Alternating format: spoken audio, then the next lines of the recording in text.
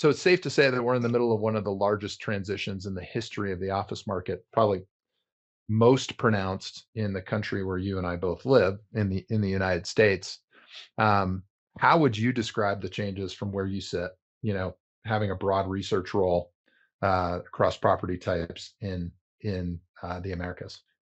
Yeah, Ben. So obviously the magnitude of change that we've seen over the last few years has been nothing short of astronomical, even. So the demand disruption for office space, starting with COVID, was something that we've never seen anything like it before. 274 million square feet of occupancy losses within the United States. Vacancy rates now at an all-time record high. Everyone is trying to figure out this hybrid work thing, which there was a bit of experimentation with it beforehand, certainly, but this ubiquitous remote work, video conferencing, agile work strategies, and the needs to plan around these waves of peak occupancy and underutilization and solve all of these problems that seemingly kind of popped up overnight with COVID. And, certainly flex being an important component of the overall office ecosystem, in many cases, a microcosm of broader office market demand, has seen its fair share of changes as well. And, you set aside, and just the supply and demand fundamentals within the market.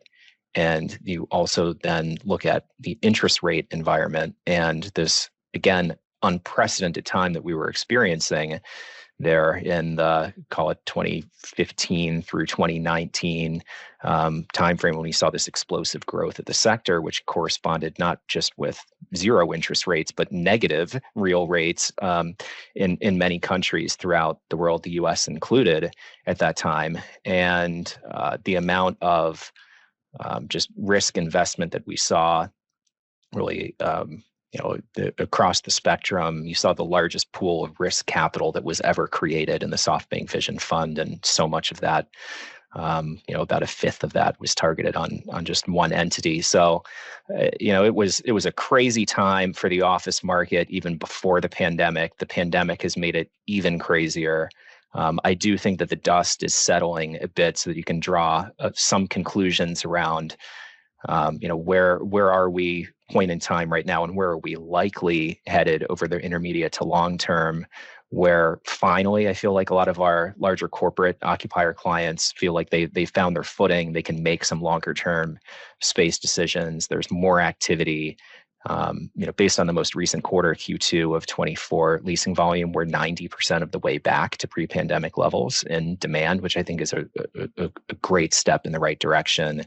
These employers, in most cases, have finally solidified their workplace strategies and their expectations around the amount of time that employees are expected to be physically together.